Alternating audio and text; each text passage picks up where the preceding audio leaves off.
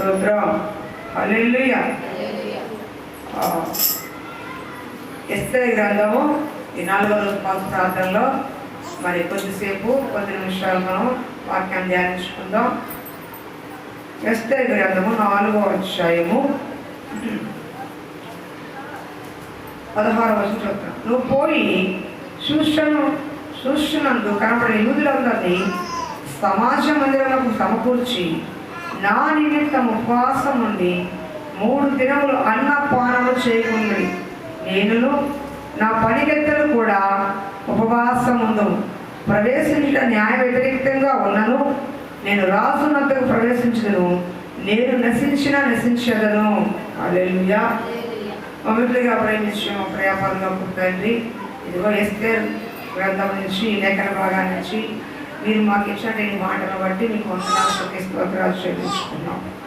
ఎస్తేరు ప్రభా సమస్యను ఎదుర్కొని ఏ విధంగా గొప్ప జయాన్ని చూసిందో ఈరోజు మేము కూడా ప్రభా మాకున్న విరోధమైన క్రియలు కార్యాలు శత్రువుల్ని అయా ఆటంకాలను ఎదుర్కొని గొప్ప జయం మేము కూడా పొందుకునేలాగున నాకును సంఘ బిడ్డలందరికీ కూడా దయచేయమని ఈ ఎస్తేరు ద్వారా మేము ఏమి నేర్చుకోవాలి. ఈ సాయంకాల సమయం మాకు నేర్పించమని దీవించి ఆశీర్వదించమని అయా నీ కొరకు ప్రకాశించే వారిగా నిలబెట్టమని యేసునామమున తండ్రి ఆమేన్. Praise lord. ఇక్కడ ఎస్తేరు అంటుంది నా నిమిత్తం బాగా వినమ్మా, నా నిమిత్తం మీరు ఉపవాసము ఉండండి. నా నిమిత్తం మీరు అన్నపానములు కూడా తీసుకోకుండా అంటే ఏంటి? నా నిమిత్తం ఉపవాసం ఉండి 3 దినాలు అన్నపానములు కూడా చేయబాకండి. నేను నా పరిగెత్తులు కూడా ఉపవాసం ఉంటామని మొర్దెకైకి అంటే తన చిన్న తండ్రికి సమాచారం పంపింది. ఎందుకు ఎస్తేరు ఉపవాస ప్రార్థన చేసింది? ఎస్తేరుని చూస్తే ఒక రాణిగా షూషన్ కోటలో ఉంది. 127 సంస్థానాలకి ఆవిడ రాణిగా ఉంది. 127 సంస్థానాలకి రాణిగా ఉంది.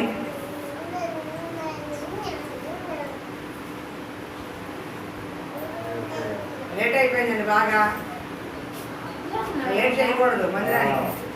ఇదే ఫస్ట్, ఇదే లాస్ట్ మీటింగ్. హల్లెలూయా. స్తోత్రం. పురుషులు కాబట్టి కొంచెం గట్టిగా ఉంది. ఇదే ఫస్ట్, ఇదే లాస్ట్. ఓకే వినండమ్మా, నైట్ చూడండి, కాసేపు చూడండి అమ్మా. అమ్మ పక్కన పెట్టి నైట్ చూడండి, పాపం పక్కన పెట్టి. ఎస్తేరు ఎవరు అంటే ఎస్తేరు గురించి చెప్తే వినండి. ఎందుకు ఆవిడ ఉపవాసం ఉంది? ఉపవాసం ఉండటం వల్ల ఆవిడ పొందుకున్న జయం ఏంటి? ఈరోజు మనం కూడా కొంత ఉపవాసం ఉన్నారా, తినేసి వచ్చారా? ఉపవాసం ఉన్నారా, తినేసి వచ్చారా? ఉన్నారు కదా. ఏదో కార్యం కోసం మీరు ఉన్నారు. ఆ కార్యంలో జయం రావాలంటే మనం ఏం చేయాలి? ఎస్తేరు ఏం చేస్తే మనం కూడా చేస్తే ఆవిడ చేసిన కార్యం జయం పొందుకోండి. ఈనాడు మనం చేసే కార్యాలు కూడా మనం జయం పొందుకోవాలంటే ఆవిడని కూడా ఒకసారి వెంబడిద్దాం. యేసు ప్రభువుని వెంబడించాలి. బైబిల్లో ఉన్న అనేక మంది మంచి భక్తులను మనం వెంబడించాలి. వారికి చేసిన మనకు కూడా చేస్తాడు అన్న ధైర్యంతో మనం ముందుకు వెళ్ళాలి. ఎస్తేరు గురించి చిన్న షార్ట్కట్ చెప్తా. ఎస్తేరు ఎవరు, ఏంటి ఒక స్టోరీగా చెప్పేస్తా వినండి. ఎస్తేరు ఒక అనాథ, తల్లిదండ్రులు లేని ఒక అనాథ. ఆవిడ్ని పినతండ్రి పెంచాడు. ఎవరు? చిన్న పెంచాడు, పినతండ్రి పెంచాడు. పినతండ్రి పెంపకం పెరిగిన ఎస్తేరు చాలా ఎంతో గౌరవంగా పినతండ్రి ఎంతగానో ప్రేమగా చూసుకునేది, గౌరవంగా చూసుకునేది. పినతండ్రి మాట అంటే వేదవాక్కులా ఉండేది. అంటే ఏమాత్రం కూడా అడ్డు చెప్పేది కాదు. ఆయన ఎంత అంటే అంత కన్న తండ్రిని ఎలా చూసుకునేదో పినతండ్రి పెంపకంలో కూడా ఒక ఆడపిల్ల అనాథగా ఉన్నప్పటికీ మంచి భయభక్తులతో పెరిగిన ఆవిడ, దేవుడు అంటే ఎంతో ప్రేమ కలిగిన ఆవిడ, అన్నిటికీ మించి పినతండ్రికి లోబడి నడుచుకున్న ఆవిడ.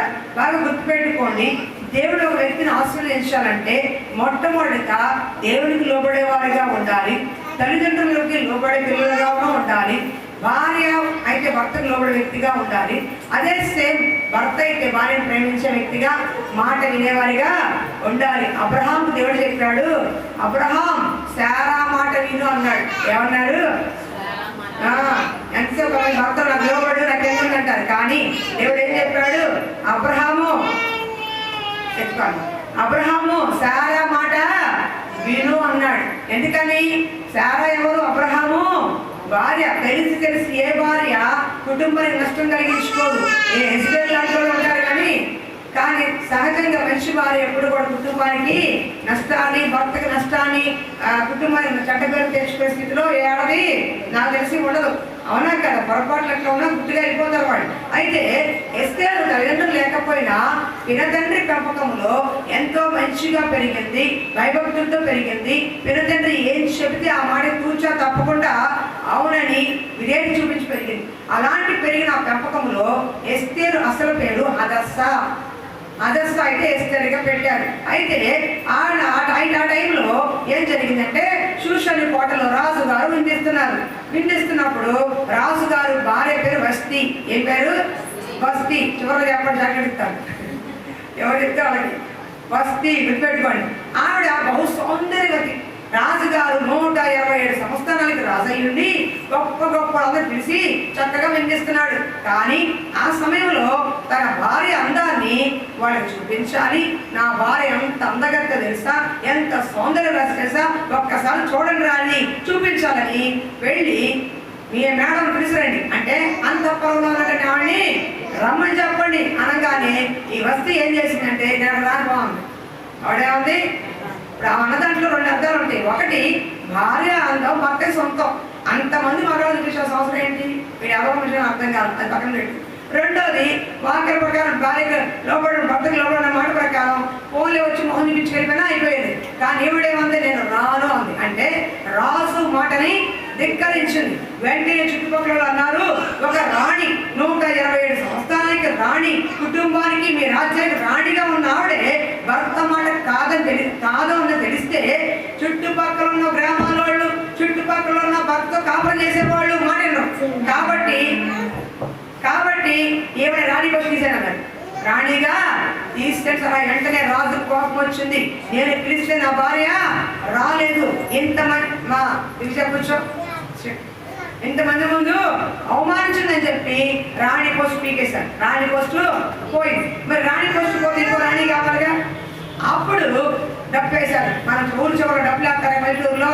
హలో హలో హలో కొట్టి పలానా ఊర్లో పలానా మ్యాట్ ఈ షో ఆడుతుంది, ఫస్ట్ షో ఈ షో ఆడుతుంది, లేదా ఊరి డబ్బు పలానా రచ్చబండ కింద గ్రామ ప్రజలు వస్తారు, రెండో అని డబ్బు కొడతారు. ఆ టైంలో వాళ్ళు కూడా చూసని కోటలు అందరికీ కూడా కళ్యాణం చెప్పారు. ఏమని? రాజుకు ఒక రాణి కావాలి, కన్యలందరికీ ఒక పరీక్ష, ఈ విధంగా ఉంటే మీరు రాణి అవ్వచ్చని పోస్ట్కి అప్లికేషన్ పంపించారు. ఎంతో మంది కన్యకులు, గుర్తుపెట్టుకోండి, కన్యకులు రాజు దగ్గరికి వెళ్ళడం తెల్లారి పొద్దు వచ్చేస్తున్నారు. వాళ్ళకి గొప్ప గొప్ప కానుకలు ఇస్తున్నారు. అని ఎవరి వైపు అయితే ఈ దండం చూపిస్తాడో బంగారు దండిగా పెడతాడో వారే రాణి అవ్వాలి. ఆ రాత్రికి వెళ్తున్నారు. కానీ ఎస్తేరు అంటూ వచ్చింది. ఎస్తేరు ఒక అనాథగా ఉన్నా, ఎస్తేరు ఒక ఏ స్థితిలో ఏమి ఉన్నా లేకపోయినా, తనకంటే లోకంలో ఏ ఆస్తి వస్తువులు లేకపోయినా తనకున్న ఆధారం పైన దేవుడు, భూలోకంలో ఒక పిన తండ్రి తప్ప ఎస్తేరుకి ఎవరూ లేదు. అయినప్పటికీ కూడా ఎస్తేరు లోపలికి వెళ్ళేటప్పుడు అడిగారు, నీకేం కావాలి, నీకెంత ధనము కావాలి, ఎంత బంగారం కావాలంటే నాకు ఏమీ వద్దండి అని సింపుల్ గా అడిగింది. వెంటనే ఆ అడిగిన పద్ధతికే వాళ్ళు ఎంతో ముచ్చపడ్డారు, ఎంతగానో దయగా చూశారు. రాజు గదిలోకి వెళ్ళింది. ఎప్పుడైతే రాణి అంతఃపురంలో ఎస్తేరు అంత కాలు పెట్టిందో వెంటనే కొన్ని వందల మంది సంవత్సరం నుంచి అవుతున్నారు. ఎవరి వైపు కూడా రాజు చూడలేదు. కానీ ఎస్తేరు గుమ్మములో కాలు పెట్టంగానే వెంటనే దండం చూపించాడు. అంటే 127 సంస్థానాలకి ఈవిడ రాణి అయిపోయింది. హల్లెలూయా. ఒక వ్యక్తి అండి దేవుడు హెచ్చించాలంటే కష్టమో నష్టమో పడాలి, శ్రమ పడకుండా, వేదన పడకుండా, కళ్ళలో నీళ్లు రాకుండా, ఏ బాధ నొప్పి పడకుండా ఆశీర్వాదం దేవుడు ఇవ్వడు. ఎందుకో తెలుసా? నీకు ఊరిని ఆశీర్వాదం ఇచ్చేస్తే ఊరిని ఇచ్చేది నువ్వేం చేసుకుంటావు? పాడు చేసుకుంటా. ఇప్పుడు దివిజా ఉంది, ఆ పాపని 10 రూపాయలు ఇచ్చాననుకో, కొట్టుకెళ్ళి కొనుక్కొచ్చుకోండి. 10 రూపాయలే తెలుసు. 10,000 కట్టిస్తే ఏం చేసుకోండి? ఏం కొనాలో కూడా పాపకి తిరిగి 70 అవుతుంది, వ్యర్థమైపోతుంది, చించేసుకోండి, పడవ బొమ్మలు వేసుకోండి, ఏదో కొట్టేస్తారు దానిలో. అంటే దేవుడు మనకు ఒక ఆశీర్వాదం ఇవ్వాలంటే దాని యొక్క వాల్యూ నీకు తెలిసినప్పుడే నీకు ఇస్తాడు. అంతవరకు కూడా దాచి పక్కన పెడతాడు. ఇంకా నీకు తెలియదు కాబట్టి నా దగ్గరే ఉంది, తగిన సమయంలో నీకు ఇస్తానని చెప్పి నీకు ఇప్పుడు ఇస్తే ఖర్చు పెట్టేస్తావు, ఇప్పుడు ఇస్తే నువ్వు పాడు చేసేస్తావు, ఇప్పుడు ఇస్తే నా ఆశీర్వాదాన్ని నువ్వు వ్యతిరేకిస్తావు. కాబట్టి తగిన సమయంలో నీకు ఇస్తానని ఎస్తేరు చిన్న వయసు నుంచే అనాథగా మరి పెరిగి ఎంతో అవమానాలకి ఎంతో బాధకు నొచ్చుకుందేమో, ఎంతగానో బాధపడుతుంది. నా పినతండ్రి తప్ప ఎవరు లేరే, ఈ లోకంలో అనాథగా ఉన్నానని ఎంత బాధపడిందో, ఎంత వేదన పడిందో, ఎంతమంది దగ్గర అవహేళన పడిందో. కానీ అలాంటి ఎస్తేర్ని దేవుడు ఒక్కసారిగా కొన్ని సంవత్సరాల తర్వాత యవ్వన ప్రాయంలోకి వచ్చిన తర్వాత రాణిగా కూర్చోబెట్టేశాడు. ఈ రోజు నువ్వు శ్రమపడుతున్నావా, వేదన పడుతున్నావా, దుఃఖపడుతున్నావా, కన్నీరు విడుస్తున్నావా? బాధపడకు. నీ శ్రమ చూస్తున్నాడు, నీ కన్నీరు చూస్తున్నాడు. తగిన సమయం నిన్ను హెచ్చించి నిలబెడతాడు. అప్పటి వరకు నీ రూపాన్ని చెప్తాడు, నేను పరివర్తన పెంచుతాడు. నేను ఎక్కడ తీసేయాలో, ఎక్కడ నేర్చుకోవాలో ఆ ఇచ్చిన దాన్ని దాచుకునే జ్ఞానం నీకు వచ్చేంత వరకు కూడా ఆయన చేతుల్లో ఉంచుకుంటాడు. హల్లెలూయా. పిల్లలు చాలా మంది ఉంటారండి. కొంతమంది పిల్లలు అపురూపంగా చూసుకుంటారు, కానీ కొంతమంది అదే పిల్లల్ని పక్కన పడేసి కుక్కబట్టి ఏడుస్తున్నా సరే అది పట్టించుకోకుండా అమ్మలు అక్కడ కూర్చొని ముచ్చట్లాడి గోడుతున్నారు. వాడు సరైన టయానికి పాలేవరు, టయానికి తిండి పెట్టరు, టయానికి వాళ్ళు ఆన్ల పాల చూడరు, ఏదో కన్నానా పడేశారు. అలాంటి తల్లిదండ్రులు కూడా లేకపోలేదా, ఉన్నారా లేదా? అందుకే వాక్యం చెప్తుంది, స్త్రీ తన గర్భ పుట్టిన చంటి పిల్లైనా మరుస్తుందేమో కానీ నేను నిన్ను మరవను. కన్న తల్లి బిడ్డలైనా మర్చిపోతుందేమో, నేను మాత్రం నిన్ను మరవను అని చెప్పాడు దేవుడు. కాబట్టి ఆయన మర్చిపోయే దేవుడు కాదు. తగిన సమయం ముందు ఎస్తేర్ని హెచ్చించి నిల్చోబెట్టాడు. ఇప్పుడు ఎస్తేర్ ఏం చేసింది? చక్కగా కోటలోకి వచ్చేసింది. ఎక్కడో పూడి గుడిసెలో ఉన్నావిడ పెద్ద అంతఃపురంలోకి రాణి అయిపోయింది. ఎవరో ఎస్తేర్ వస్తుంటే ఏదో అలా పక్క నుంచే వెళ్ళేవాడు. ఈరోజు ఎస్తేర్ గారు నిలబడిందంటే వంగి వంగి దండాలు పడుతున్నారు, వంగి వంగి దండాలు పడుతున్నారు, నమస్కారాలు చేస్తున్నారు, వందనాలు. ఎందుకని? రాణి పోస్ట్ లో ఉంది ఆవిడ. అనామకురాలు కాదు, ఒక సంస్థానానికి రాణి అయిపోయింది. హోదా పెరిగింది, గౌరవం పెరిగింది, మర్యాద పెరిగింది. అంతకుముందు మనం ఎవరైనా చుట్టాలింటికి వెళ్ళామనుకో, డబ్బు లేనప్పుడు, జబ్బులు లేనప్పుడు, సరిగ్గా బట్టలు లేనప్పుడు చెప్పుకోవడానికి కూడా నామోషి. అది మా ఓళ్ళని చెప్పుకోవడానికి నామోషి. 4 ఉంగరాలు పెట్టేసి 2 కాసులు బంగారం వేసేసుకుని 2 చేతులు గాజులు వేసేసుకుని అలా అడిగి పెట్టామనుకో, మనం వెళ్ళక ముందే వచ్చేస్తారు. ముందే మా బాబాయ్ వచ్చాడు, మా పిన్ను వచ్చింది, మా వాళ్ళే అని అప్పుడు చెప్తారు. ఈ లోకము చూసేది పైన మెరుగు, కానీ దేవుడు చూసేది అంతరంగంలో ఉన్న సౌందర్యము.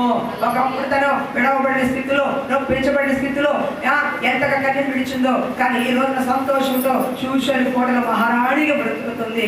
నేను నమ్మండి, ఎవరైతే దేవుడు నిలబెట్టబడతారో, కన్నీరు విడుస్తారో వాడు సంతోషగానంతో పంటకొస్తారు.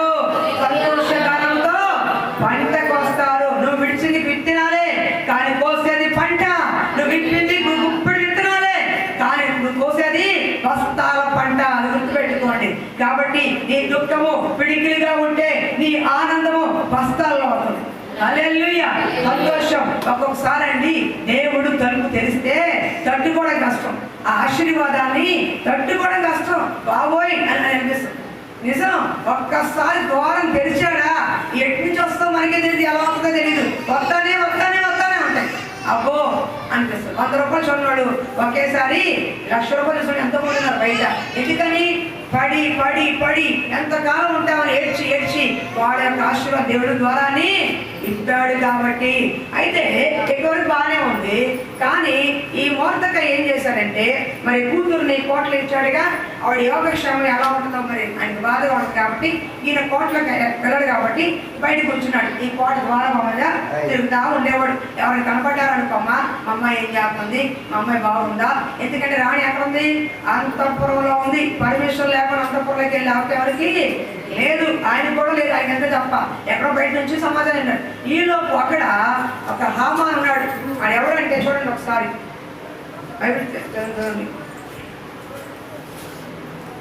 మూడో అధ్యాయం. ఈ సంగతులు అయిన తర్వాత, అంటే ఆవిడ రాణి అయిన తర్వాత జరిగిన సంభవం. ఆవిడ ఎందుకు ఉపవాసం ఉందో చెప్తున్నాను షార్ట్ కట్లో మీకు. రాజైన అహష్వేరోషు హమ్మేదాత కుమారుడును అగాగీనకు హామాన్ను ఘనపరిచి వారిని హెచ్చించి వారి పీఠం తన దగ్గర ఉన్న అధిపతులంటే ఎత్తుగా ఉంచింది. కాబట్టి రాజు గుమ్మమున ఉన్న రాజసేవకులందరూ రాజ్యాజ్ఞానుసారముగా మోకాళ్ళుని హామానుకు నమస్కరించని. మొర్దెకై వంగకయు నమస్కారం చేయకి ఉండగా రాజు గుమ్మమున రాజసేవకులు ఏం చేశారంటే, రాజు దగ్గర పనిచేసే వాళ్ళు ఎవరంటే హామాన్ అతను. హామాను అనే వ్యక్తి రాజు సముఖంలో ఉండేవాడు. రాజు పక్కన ఉండే సలహా సంప్రదించేవాడు. అలాంటి హామాను మరి ఒక రోజున రాజు హెచ్చించి ఘనపరిచి ఒక గౌరవాన్ని హోదా ఇచ్చాడు. ఆ ఇచ్చినప్పుడు వీడికి గర్వం పెరిగింది. నాకంటే ఎవరు ఎక్కువ లేదు, రాజు తర్వాత నేనే అని పోసుకొట్టి ఏం చేశాడంటే అందరి మీద చక్కగా చేయడం, అందరి మీద అధికారం చేయడం చేస్తున్నాడు. ఇలా చేస్తున్నప్పుడు ఆయనకి అందరూ నడుస్తూ ఉంటే ఏం చేసేవాళ్ళు, వంగి నమస్కరించేవాడు. కానీ ఈ మొర్దెకై హామాను వచ్చిపోతున్నప్పుడు నమస్కరించేవాడే కాదు, ఇలా నుంచునేవాడు అంతే. ఎందుకని? వాళ్ళు అన్యులు, మొర్దెకై ఎవరు? యూదుడు. నిష్ఠ కలిగిన యూదులు. యూదులు అన్యులతో సాంగత్యం చేయరు, వాళ్ళతో కలిసి భోజనం చేయరు. వాళ్ళ వ్యవహారం వేరే, వాళ్ళ పరిస్థితి వేరే, వాళ్ళ భాష వేరే, వాళ్ళ యొక్క తీరు వేరే. అందుకే హామాన్ దగ్గర మాట్లాడే వాళ్ళ భార్య హామాన్ చెప్తున్నాడు. చూడండి ఒకసారి, యూదులు ఎలాంటి వారు నేను చెప్తాను, మరి క్రైస్తవ బిడ్డలు ఎలా ఉండాలో చెప్తున్నాను. 3:8 అందరూ హామాను అహష్వేరోషుకు చెప్పిందేమనగా, మీ రాజ్య సంస్థానం అన్నిటి యందు జనులలో ఒక జాతి వారు చెదిరి ఉన్నారు, వారు విధులు సకల జనుల విధులకు వేరుగా ఉన్నవి. ఎలా ఉన్నాయంట? సకల జనులకు వేరుగా ఉన్నాయి. వీళ్ళందరూ ఒక ఎత్తు అయితే క్రైస్తవ బిడ్డలు ఒక ఎత్తు. వీళ్ళందరూ ఎక్కడ పూసుకున్నా, ఎక్కడ రాసుకున్నా, ఎక్కడ విగ్రహాలకి పర్వాలేదు, కానీ క్రైస్తవులు నిష్ఠ కలిగిన వారిగా, వాక్య నిష్ఠ కలిగిన వారిగా, దేవుళ్ళు ప్రత్యేకించిన వారిగా ఉన్నారు. కాబట్టి హామాను కుట్రవన్నీ ఏమంటున్నాడంటే, ఇదిగో ఒక జాతి వారు మన రాజ్యంలో ఉన్నారు, వాళ్ళ వల్ల మనకు ప్రాబ్లం వస్తుంది, మనలాగా వాళ్ళు కలిసిపోయేవాళ్ళు కాదు, వాళ్ళ విధులు, వాళ్ళ విధానం, వాళ్ళ పద్ధతులు, వాళ్ళ మాట, వాళ్ళ తీరు అన్ని వేరుగా ఉన్నాయి. కాబట్టి అలాంటి వారితో మనకి ప్రమాదం వస్తుందని చెప్తున్నాడు. అంటే నేను చెప్పేది ఏంటంటే, వర్తకై ఒక వీరుడు, అందుకని హామాను నమస్కారం చేయలా. దేవుని సన్నిధిలో ఉండేవాడు, దేవుని కొరకు బ్రతికేవాడు. ఒక హామాను అంటే గర్విష్టి అంటే సాతాను చేతి కింద ఎవరు కూడా క్రైస్తవులు, నిజమైన క్రైస్తవులు అంటే ఎవరు కూడా వెళ్ళరు, వంగాలనుకోరు, లొంగాలనుకోరు. ఈ లోకానికి, లోక పాపానికి, లోక కార్యాలకి, బంధువుల మధ్య అయినా, అన్యుల మధ్య అయినా, ఎవరి మధ్య సరే దేవుడి దానికి లొంగరు వాళ్ళు. ఎందుకంటే దేవుని బిడ్డలో ఎవరు? మనం క్రైస్తవులు, దేవుని బిడ్డలో 100 మంది కొబ్బరికాయలు కొట్టుకోవచ్చు, కానీ మనం మాత్రం ప్రక్కన నుంచునే వారు ఇక్కడ మనం కొనడానికి లేదు. వాళ్ళు చెప్పాలి, వాళ్ళ విధులు వేరు, వాళ్ళ పద్ధతి వేరు, వాళ్ళ తినరు, వాళ్ళ తాగరు, పెట్టింది తీసుకోరు, వాళ్ళు కొట్టరని నిన్ను చూసి వాళ్ళు చెప్పాలి. నువ్వు చెప్పడం కాదు, వాళ్ళు పూసుకోరు, రాసుకోరు, గంధం కొబ్బరికాయ కొట్టరు, ప్రసాదం తినరు అని నీ గురించి ఎవరు చెప్పాలి? నీ బంధువులు చెప్పాలి. నీ ఇంటికి ఎవరైనా వచ్చే ముందు ఆలోచించాలి, పక్కింటికి వెళ్ళిపోవాలి. నాకంటే అమ్మాయి తినరా పని, అది క్రైస్తవం అంటే. అంతేగాని దగ్గరికి రాగానే ఆకు పండి ఇచ్చేసి తీసేసుకోవడం కాదు. అది ఏమన్నా అనుకోండి, దేవుడు నమ్ముకున్న వారు మేము తీసుకోము, దయచేసి ఏమనుకోకండి అని చెప్తే, అంటే విగ్రహాలు తీసుకొచ్చేదాన్ని మనం రసపుచ్చారు తీసుకోవాలి మనకి. ఎందుకంటే మన విధులు, విధానం, పద్ధతి వేరు. ఈ మొర్దెకై నమస్కారం చేయకపోతే హామానికి విపరీతంగా కోపం చేసింది. నాకు లొంగ లేదు, నాకు నమస్కారం చేయని గర్వంతో వీడిని ఎలాగైనా చంపాలనుకున్నాడు. ఏం చేయాలనుకున్నాడు? చంపాలనుకుని ఈ మాట చెప్తున్నాడు. ఏమని? రాజుగారి దగ్గరికి కూర్చో. రాజుగారి దగ్గరికి వెళ్ళి, ఒక జాతి వారు ఉన్నారు మన రాజ్యంలో, వాళ్ళ విధులు, వాళ్ళ విధానం, పద్ధతులు వేరుగా ఉన్నాయి, వాళ్ళు మనతో ఉండనిస్తే మనం అయిపోతాం రాజా, ఆ మొత్తం నాశ అయిపోవాలని కుట్ర పన్ని ఒక్క వ్యక్తి కోసం యూదా జాతిని, యూదులందరినీ, కొన్ని లక్షల మందిని ఒక్కరోజు చంపాలని ప్లాన్ చేశాడు. ఈ రాజు ఎవడు ఏమి అడగల, హామానికి ఉంగరం ఇచ్చి రాసేసుకోపోవాలని, అంటే ఆమోదించాడు, నిష్పత్తి చేసుకోకపోని వెండి బంగారం కూడా ఇచ్చి పంపించాడు. ఈయన వెంటనే 127 సంవత్సరాల యూదులకి పంపించాడు. ఏమని? పలానా రోజున పలానా తేదీని అందరూ ఒక్కరోజు చంపేశాడు. ఎవరిని? యూదులందరినీ కూడా. అంటే దేవుని నమ్ముకున్న బిడ్డలు, దేవునికి ఉన్న వారు ఎవరు కూడా బ్రతకూడదని రాజశాసనాన్ని పుట్టించి హామాను పత్రిక పంపించాడు. ఇది ఎవరు తెలిసింది? మొర్దెకై తెలిసింది. ఎవరు తెలిసింది? మొర్దెకై తెలిసి బట్టలు చించుకొని కన్నీటితో ఈ వార్తని ఎస్తేరుని పంపించాడు. ఎస్తేరు, ఇదిగో హామాను చేసిన కుట్ర చూసావా, ఇదిగో మనం లొంగలేదని, అతనికి వంగలేదని, మరి మాట వినలేదని మన కుట్ర పుని లేనిపోని నేరం మోపి మనకి శిక్ష ఇచ్చాడు. ఎట్లాగైనా సరే నువ్వు ఆపాలి అంటే రాణి అంది, 30 రోజుల నుంచి నేను అంతఃపురానికి వెళ్ళలేదు, రాజు రమ్మంటే తప్ప అంతఃపురంలో కాల్ని పెట్టకూడదు, అలా ఎవరు పెట్టినా తల తెగిపోతే, రాజు రమ్మన్నప్పుడు తప్ప భార్య అయినా సైన్యాధిపతి అయినా సైనికుడైనా ఎవరైనా సరే రాజు అనుమతి చెప్తే తప్ప లోపల రావాలి తప్ప ఎవరు కూడా రాకూడదు. ఇప్పుడు నేను 30 రోజుల నుంచి రాజు అంతఃపురంలోకి వెళ్ళా, ఎలా చెప్పను, ఏ విధంగా చెప్పనంటే భర్తకి అంటున్నాడు, నువ్వు ఈ సమయాన్ని బట్టి రాణి అయ్యావేమో, ఈ నాశనానికి దేవుడు ఈ నాశనం జరుగుతుంది ముందే తెలుసు కాబట్టి నేను ఇక రాణిగా పెట్టాడు, నువ్వు ఊరినే రాణిగా రాలా, ఈ సమయం కోసమే యూదా జాతి నాశనం కాకుండా ఉండడం కోసమే ముందుగానే దేవుడిని సిద్ధపరిచి ఇక్కడ రాణిగా నేను పెట్టాడు. మర్చిపోమాక, ఒకవేళ నువ్వు వదిలేసిన నీ సహాయము మరొక దిక్కు నుండి వస్తుంది, కానీ నువ్వు కూడా వాళ్ళతో కూడా వెళ్ళిపోతావు. ఎందుకంటే నువ్వు కూడా యూదురాలే జ్ఞాపకం పెట్టుకోన్నాడు. ఎందుకో తెలుసా, ఒకవేళ రాణి చేయకపోతే సహాయం మరొక దిక్కు నుండి వస్తుంది. నీ బంధువులు చేయకపోతే, నీ వేలుని చేయకపోతే, నీ సేవ చేయకపోతే మరి సహాయం మరొక దిక్కు నుండి పంపిస్తాడు దేవుడు. అంతేగాని సహాయాన్ని మాత్రం ఆపడు, సహాయాన్ని మాత్రము ఆపడు. నువ్వు ఎవరి దగ్గరకు వెళ్ళాలనుకుంటావు, వాళ్ళ ద్వారా జరగకపోవచ్చు, కానీ మరొక దిక్కు నుండి మరొక వ్యక్తిని కొరకు లేపుతాడు, ఆ సహాయం జరిగేలా చేస్తాడు. ఈ సంఘంలో కుస్మా అనే పాప కోసం వాళ్ళు మన దగ్గరికి వచ్చినప్పుడు అందరం కలిసి 2000 రూపాయలు ఇచ్చాం. కానీ మరి గౌరీ మరి తెలిసిన వాళ్ళకి వెళ్ళి అడిగినప్పుడు వాళ్ళు 20,000 ఇచ్చారు. కానీ ఇక్కడ మనం ప్రార్థన చేసిన మాట చెప్పాను, సేవకురాలకు చెప్పాను, మనం చేసిన అల్పమైన సహాయము, కానీ దేవుడు మరొక దిక్కు నుండి సహాయము పంపిస్తాడు. ఆ బిడ్డని ఎక్కడ ఏం చేయాలో తప్పకుండా పంపిస్తాడని ఆ డబ్బులు ఇచ్చేది ప్రార్థన చేశాము. మరుసటి రోజుకి సాయంకాలానికి 20,000 రూపాయల పాప చేతికి ఇచ్చారు. ఎక్కడి నుంచి వచ్చింది అని తెలుసా? మన సంఘానికి వచ్చేవాళ్ళ ఏ దిక్కు నుండి వచ్చింది? ఎక్కడో కేదరాజపేట నుంచి వచ్చేవాళ్ళు సహాయం ఉంటాను. కాబట్టి కేదరాజపేట నుంచి అయినా, కేరళ నుంచి అయినా, సింగపూర్ నుంచి అయినా సహాయం వస్తుంది.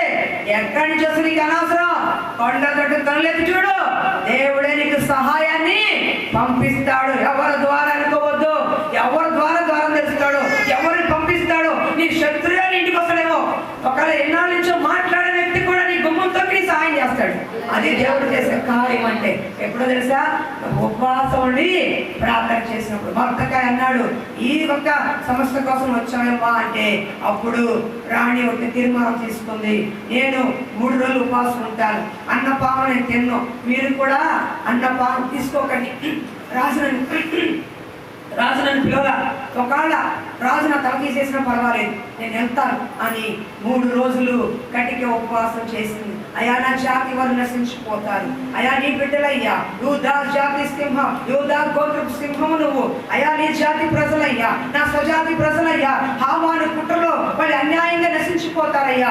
అయా ఒక్కసారి జ్ఞాపకం చేసుకో, అబ్రహాము దేవుడా, ఇస్సాకు దేవుడా, యాకోబు దేవుడా, లెక్కించలేని ఆకాశ నక్షత్రాలే మమ్మల్ని చేస్తానని సెలవిచ్చిన వాడా, ఇదిగో నీ జాతి నశించిపోకుండా ఆ కుట్ర నుంచి మమ్మల్ని కాపాడయ్యాలి. 3 దినాలు అన్నపానాలు మాని కన్నీరు మున్నీరుగా ఎస్తేరు ఉపవాసం ఉందండి. అప్పుడు వెళ్ళింది రాజు గదిలోకి. అప్పుడు రాజు రమ్మని చెప్పలా, కానీ తనకు తానుగా ప్రార్థన చేసుకుంది. దేవుడి భారం వేసింది, ప్రాణం పోయినా పర్వాలేదు నా జాతి కోసం నిలబడాలనుకుని అంతఃపురంలో కాలు పెట్టింది.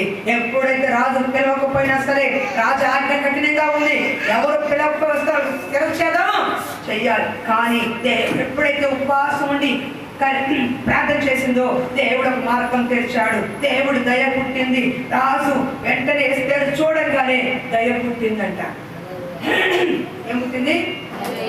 కఠినమైన ఆజ్ఞ శిరచ్ఛేదం చేయాలి, చంపే వదిలేసి. కానీ ఎస్తేరు రాగానే, ఎస్తేరు ఏంటి ఎలా వచ్చావు, నీకేం కావాలి, నా వల్ల నీకేం కావాలనుకుంటున్నావు, నీ మనమేంటి, నాకేం చెప్పాలని వచ్చావు, నా వల్ల నీకేం కావాలి అని అడిగాడంట. అది ఎవరు చేశారండి? ఇక్కడ రాజశాస్త్రం ఏంటి? అనుమతి లేకుండా లోపలికి వస్తే శిరచ్ఛేదం, కఠినమైన ఆజ్ఞ రాడైనా సరే. కానీ ప్రార్థన ఎప్పుడైతే చేసిందో ఇక్కడ రాజు మనసు మార్చాడు. ప్రార్థన అక్కడ ఎప్పుడైతే కన్నీరు విడిచిందో అధికారులు మనసు మార్చాడు. ప్రార్థన ఎప్పుడైతే విడిచిందో శాసనాన్ని తిరగరాసాడైనా, తిరగరాసేవాడైనా. హల్లెలూయా. కాబట్టి వెళ్ళాడు, నుంచోగానే దయ పుట్టింది. ఈ రోజున నువ్వు ఏ కార్యం కోసం వెళ్తున్నావో అధికారుల దయ నీ మీద ఉంటది. అధికారుల దయ నీ మీద ఉంటది. వాడదే ఇచ్చేయండి, గొడవ పడద్దు, ఇచ్చిపోయానండి అంటే వాళ్ళ జోలికి వెళ్ళొద్దు, వాళ్ళ పొలంలో కాలు పెట్టద్దు, వాళ్ళ ఇంట్లో కాలు పెట్టద్దు, ఇచ్చేయండి అని సమాధానకరంగా నీ కొరకు ఒక వ్యక్తులు లేపుతాడు ఆయన. హల్లెలూయా. ఎప్పుడో తెలుసా? ఉపవాసం అండి, ఉపవాస ప్రార్థనల శక్తి అండి. ఎస్తేరు ఉపవాస ప్రార్థన చేసినప్పుడు ఆ కుట్రను భంగం చేయడానికి దేవుడు గొప్ప కార్యం చేశాడు. ఉపవాస ప్రార్థన చేసినప్పుడు రాజా శాసనాన్ని మార్చాడు. ఉపవాస ప్రార్థన చేసినప్పుడు రాజు దయ పుట్టించాడు. ఉపవాస ప్రార్థన చేసిన తర్వాత తను చెప్పేసింది, ఇదిగో హామాను కుట్ర వల్ల యూదా జాతి మొత్తం కూడా నాశనానికి వెళ్ళిపోతున్నారు రాజా. అందులో నాశనం అవ్వాలంటే మొట్టమొదటి రెండు చంపు, ఎందుకంటే నేను కూడా యూదురాలే. అప్పటి వరకు యూదురాలకు తెలియదు, మొత్తగా చెప్పొద్దన్నాడు. అప్పుడు చెప్తుంది, నా స్వజాతి వాళ్ళు మేము బానిసగా రాలేదు, కానీ ఒకళ్ళు చంపాలనుకుంటే ముందు నాతోనే మొదలుపెట్టు రాండి, కానీ నేను కూడా యూదురాలే అని తను కన్నీటితో ఆయన పాదాలకు ప్రార్థన చెప్పినప్పుడు వెంటనే శాసనం మార్చి దేవుడు ఒక ఉగ్రహం ఇచ్చి ఆ రోజు చచ్చిపోయే రోజు కంటే ముందు రోజుగానే అన్నిటికీ పంపించి ఆ చావు నాపేశాడు దేవుడు. హల్లెలూయా. ఆ రోజు కొన్ని లక్షల చనిపోవాల్సింది, కానీ ఆ లక్షల మంది కాపాడబడటానికి ఎస్తేరు యొక్క కన్నీటి ప్రార్థన, ఉపవాస ప్రార్థన కారణం. ఈ రోజున కొంతమంది కుట్రలు పని విలువగా క్రియలు కార్యాలు జరిగించి మన కుటుంబాలు లేకుండా చేయాలని, సంఘము లేకుండా చేయాలని, విశ్వాసం లేకుండా చేయాలని, నీ ఆత్మీయత పాడు చేయాలని ఎవరైనా కుట్రలు పడుతున్నారేమో భయపడకు, ఉపవాసముతో కన్నీరు విడు. ఎవరైతే కుట్ర పన్నారో వాళ్ళే నాశనం అయిపోతారు. ఏ హామానైతే మొత్తగా ఉరి తీయాలనుకున్నాడో ఆ హామానే అదే ఉరి పెట్టాడు. అర్థమవుతుందా? ఏ హామానైతే మొత్తగా కోసం ఉరిపోయి పెట్టాడో అదే హామాను అదే ఉరిపోయి మీద వేలాడాడు. ఏ శత్రువు నిన్ను నాశనం చేయాలని చూస్తున్నాడో ఆ శత్రువు మీదకే, ఆ ఒక నెత్తి మీదకే కీడు వస్తుంది. అప్పుడు నీ ఇంటికి నీకు కీడు జరగదు.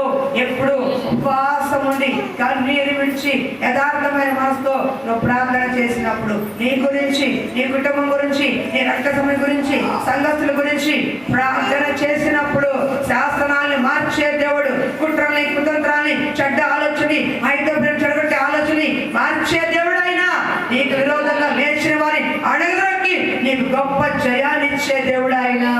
ఇప్పటికీ ఆవిడ చనిపోయి కొన్ని వేల సంవత్సరాలు, కానీ ఇప్పటికీ ఎస్తేరు అని ఇప్పటికి పేరు చెప్పులు పండుగ చేసుకుంటున్నారు యూదులు. ఎందుకు తెలుసా?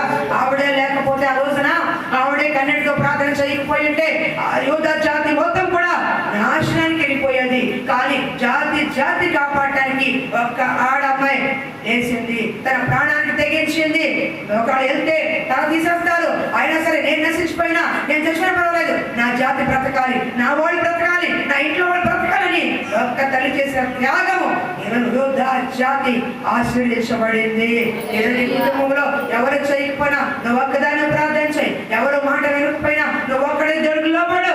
నిన్ను బట్టి నీ కుటుంబాన్ని కాపాడుతాడు, నిన్ను బట్టి నీ రక్తము కాపాడుతాడు, నిన్ను బట్టి నీ ముఖము చూసి నీ కళ్ళు చూసి గొప్ప కార్యాలు చేస్తాడు.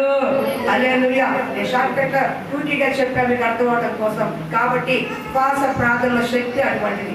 ఉపవాస ప్రార్థన అందరూ చేయలేరు, కానీ ప్రార్థన ఎంత ఎక్కువగా చేస్తారో మీకు అంత ఆశీర్వాదము ఉంటుంది. ఇక్కడి నుంచి ఇంటికి వెళ్ళిన కదా ప్రార్థన చేయడం కంట ఎంత ఎక్కువగా చేస్తే మీకు అంత ఆశీర్వాదం ఉంటుంది. ఈ కొద్ది మాటలు దేవుడు దీవించును గాక. హల్లెలూయా. ఇక ప్రార్థన చేసుకుందాం. ప్రార్థనలో ఉండండి. ఒకరి చేయాలి.